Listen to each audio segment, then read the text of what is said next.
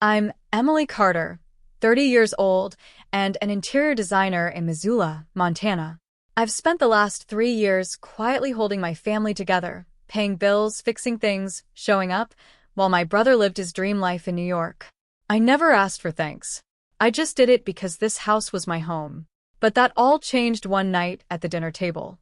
Drop a comment and let me know where you're listening from and what time it is for you right now. I'd love to know who's part of our community.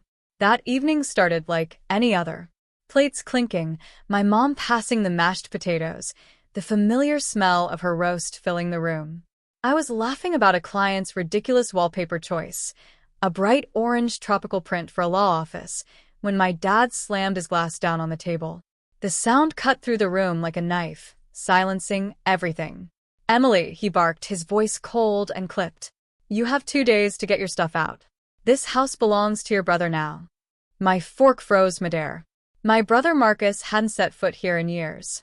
He'd been chasing big dreams in New York, banking deals, skyscrapers, stock markets. Meanwhile, back in 2022, when the bank threatened to foreclose on this very house, I was the one who stepped up. I was 27, just getting started in my career, and I emptied my entire savings, $60,000, to pay off my parents' debt. Every penny I'd scraped together from late-night freelance gigs. Not because they asked, because this was home. I didn't stop at the loans. The house was falling apart, peeling paint, creaky floors, a roof that leaked every spring. I took on extra clients, worked weekends, and poured my heart into fixing it. I chose the pale blue paint for the walls. I bought the gray sofa for family movie nights and the flat-screen TV my mom loved for her cooking shows. I replaced the washing machine after the old one broke and had us hauling laundry across town. Every hour spent sanding floors or hanging curtains was for them. For us. I thought I was building something lasting, something they valued as much as I did. And now they were handing it all to Marcus. My mom avoided my eyes, fidgeting with her napkin. My dad leaned back, arms crossed, like the decision was already final. My stomach churned, but I didn't argue. I didn't cry. I just nodded, my mind already racing. They thought I'd roll over, pack my bags, and disappear quietly like I always did. They had no idea what was coming. I pushed my plate away, stood up, and walked to my room, already planning. They'd underestimated me, and that was their first mistake. If you think that dinner scene was shocking, wait until you find out what Emily discovers the very next morning. It changes everything. Stay right here. The next morning, I woke up in my childhood room, my dad's words still echoing in my head. I lay in bed staring at the pale blue ceiling I'd painted 3 years ago, trying to make sense of what happened. How could they just hand the house to Marcus? I'd given everything to keep this place standing. I thought about all of it. My brother's rare calls, always rushed, always promising to visit, but never showing up. When he did come home, it was all swagger, talking about deals that never materialized, wearing suits he probably couldn't afford. My parents ate it up, hanging on his every word like he was some Wall Street genius. They'd brag to neighbors about his success, while I was the one keeping the lights on. I'd overhear my mom on the phone saying, "Marcus is doing so well," as I scrubbed the kitchen counters I'd paid to replace. It stung every time, but I swallowed it. That morning, I did something I'd never done before. I called Lindsay, my best friend and lawyer. She picked up on the second ring, her voice immediately sharp with focus. "Emily, what's wrong?" she asked, sensing the urgency. I paced the kitchen, the same one I'd redesigned with granite counters I paid for, and spilled everything. My dad's cold ultimatum. 2 days to get out. The house handed to Marcus. Lindsay listened carefully, her legal brain already working. "Something's off," she said. "If they're giving him the house, there's got to be a reason. Have you checked their finances? Any new loans?" Her words hit like a spark. Finances. I hadn't even thought about that. My parents had always been secretive about money, especially after I bailed them out 3 years ago. I hung up and scrolled through my contacts until I landed on Finn Walsh, a banker I'd met 2 years ago when I designed the waiting area for his branch in Missoula. He was straight-talking, good with numbers, and owed me a favor after I stayed late to finish his project ahead of schedule. "Finn," I said when he answered. I need your help. I explained everything. The dinner. My dad's demand. Lindsay's hunch.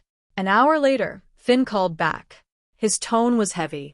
Emily, you're not going to like this. My heart sank before he even finished the sentence. He'd found a loan. $60,000.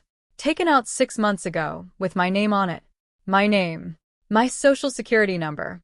My signature. Except I hadn't signed anything. It was a home equity loan tied to the very house I'd saved from foreclosure.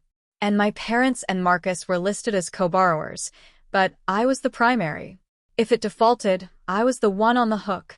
I gripped the phone until my knuckles went white. They'd used my name. Again.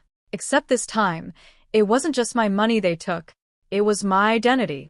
Emily now is proof that something criminal has happened, but what she finds in the attic next is even more damning. Keep watching. Finn emailed me a copy of the loan agreement.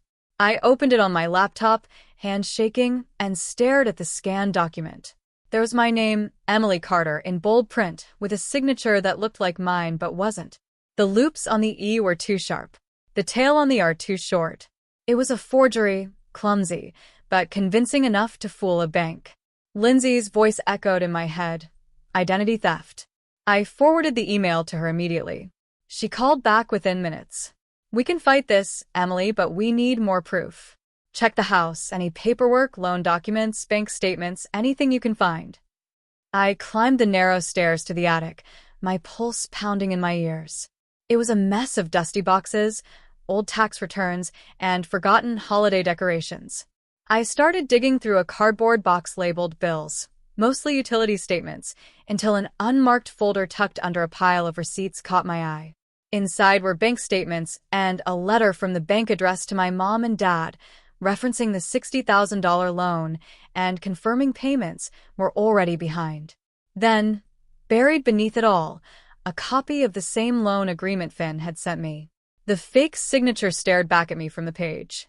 I sat down on the dusty attic floor, papers scattered all around me, and let the pieces fall into place. The loan was approved 6 months ago, right around the time Marcus came slinking back to Missoula with his tail between his legs after his New York dreams collapsed. He'd failed, needed money, and my parents helped him by using me, without a single word. My mom's silence at dinner. My dad's cold certainty. Marcus's absence. It all made sense now. They'd planned this. Banking on my trust, my loyalty, my blind devotion to a family that saw me as a tool. I gathered every document I could find and went downstairs. That afternoon, I called a moving company, Missoula Movers, same-day service, and within hours, a 3-man crew arrived with a truck. I walked them through the house, pointing out everything that was mine. The gray sofa, the flat-screen TV, the washing machine, the custom-ordered curtains, the hallway lamp, the entryway rug. Every piece I'd bought, every item I'd installed, tagged with sticky notes and ready to go. It was strange watching the house I'd built up over years get dismantled in hours. But I didn't feel sadness. I felt clarity. I was taking back what was mine piece by piece. By the time Marcus, came storming through the front door that evening, the living room was bare. He stood there, tie loosened, face flushed with rage, suitcase thudding on the empty floor. "What the hell did you do?" he shouted. "This is my house now. Where's all the furniture?" I crossed my arms, pulled the loan agreement from my bag, and held it up. "Your house," I said, my voice perfectly steady. "I took what's mine. The things I paid for. And I know about the $60,000 loan, Marcus. The one you, Mom, and Dad took out in my name. That fake signature. I'm not the idiot you thought I was." Marcus is stunned. Emily has the proof. But the confrontation is far from over, and what happens in court will change all of their lives forever. If you're enjoying this so far, don't forget to like and subscribe and hit the bell icon. Marcus's smirk disappeared for just a second before he tried to recover. "You're making this up," he said. "You're just mad because I'm back and you're out." But I didn't flinch. I tapped the papers. "Finn Walsh at the bank sent me the agreement. Your name is on it too. But I'm the one they'll come after if it defaults. You really thought I wouldn't find out?" The panic behind his eyes was real. He grabbed his phone and called our parents, pacing the empty room, ranting about how I'd stripped the house bare. Our neighbor Henry, a quiet, steady man from 2 doors down, had come by to check on me. He stood in the doorway listening, then turned to Marcus and said, calm and firm, "I've watched Emily hold this family together for years.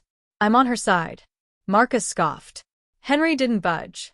When Marcus finally stormed out, suitcase in hand, slamming the door behind him, Henry put a hand on my shoulder. "You did the right thing," he said. "Proud of you." I locked the front door, the key heavy in my pocket, and drove straight to Lindsay's apartment. That evening, we spread the loan documents across her table and built the case. The forged signature, the bank letter from the attic, receipts for the sofa, the TV, the washing machine. By midnight, the complaint was ready, a 20-page document accusing my parents and Marcus of forging my name to secure a $60,000 home equity loan. I signed it without hesitation. The next morning, Lindsay and I drove to the Missoula County Courthouse. We filed the lawsuit, the clerk stamping our papers with a thud that felt final. I stood outside in the cold Montana air and felt something strange, not sadness, not anger, relief, and resolve. The case moved faster than I expected. By early spring, we were in court. My parents sat across from me, faces drawn, eyes anywhere but mine. Marcus slouched beside them, his swagger completely gone. Lindsay laid out our case with sharp precision. The forgery, my financial contributions, the years of sacrifice, the betrayal. Their lawyer argued I'd agreed to the loan. The judge wasn't buying it. When the ruling came, it was clear and firm. The loan was voided. My name was cleared. My parents and Marcus were ordered to pay court fees and damages for emotional distress. The house, tied to the unpaid $60,000, was to be sold to settle the bank's debt. I didn't stay to watch their faces. I walked out of that courthouse and felt the weight of years lift off my shoulders. Weeks later, I heard the bank had foreclosed. The house was auctioned off for just enough to cover the loan.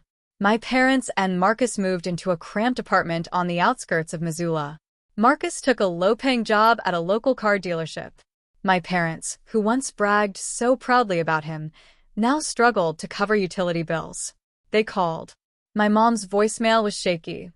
"Emily, how could you do this to us? We're your family." My dad's was sharp with blame. I listened to each one, then deleted them, one by one, and blocked every number. Months later, I stood in my new one-bedroom apartment near the Clark Fork River, morning light streaming through the windows. My gray sofa sat against the wall. The flat-screen TV hung neatly opposite. New navy blue curtains, my choice, my color. Every piece I'd taken back now belonged to a space that was entirely mine. I'd spent years pouring my heart into a family that took me for granted. But I'd learned to pour that energy into myself. Loyalty doesn't mean letting people walk all over you.